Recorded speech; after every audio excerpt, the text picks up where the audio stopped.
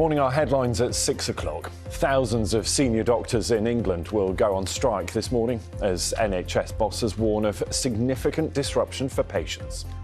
Disruption too on railways across the UK as up to 20,000 rail staff in the R&T union begin the first of 3 walkouts.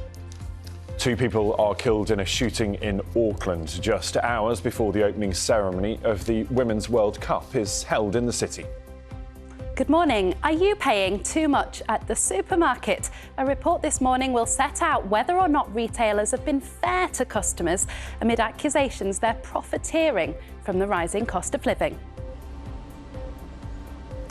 And good morning from Old Trafford, where England's cricketers have work to do, and fast, on day 2 of their must-win 4th Ashes test against Australia. Meanwhile, on the other side of the world, in New Zealand, kick-off not far away now for the Women's World Cup. Can anyone stop the defending champions, the USA?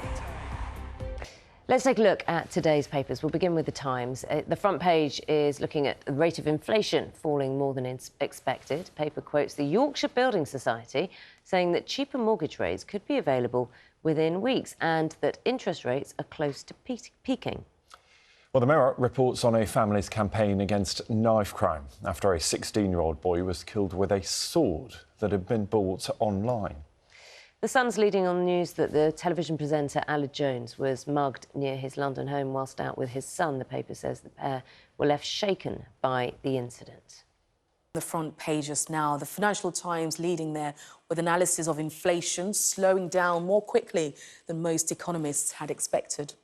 Now, as a result, according to the Eye, the Bank of England may not have to raise interest rates as much as expected in 2 weeks' time.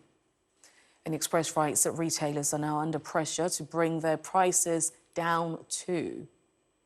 Now, on a different financial note, the Daily Mail writes that the Chancellor wants a new law to prevent banks from closing customers' accounts due to their political beliefs. While the Times reports that banks are being told to respect free speech. And the Telegraph says Coutts' decision to close Nigel Farage's account has put pressure on NatWest, which is Coutts' owner. And the Metro covers the Met settlement with the family of Daniel Morgan, whose murder investigation was mishandled. And the Mirror leads with knife crime and reports on a family grieving after their son was murdered with a sword. And then finally, the Sun then says that muggers armed with a machete mugged singer and broadcaster Aled Jones, stealing his Rolex. And if you want to see any of those front pages again or read the stories, just scan the QR code which is on your screen.